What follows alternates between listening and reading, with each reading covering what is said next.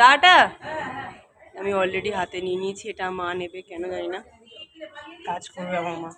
দাঁড়াও দেখ, এটা নিবে নাকি? কি করে ছুড়বো গো?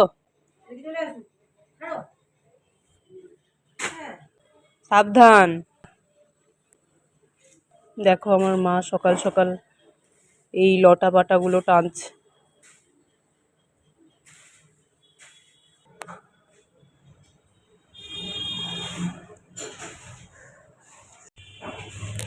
আমার মা সব পারে।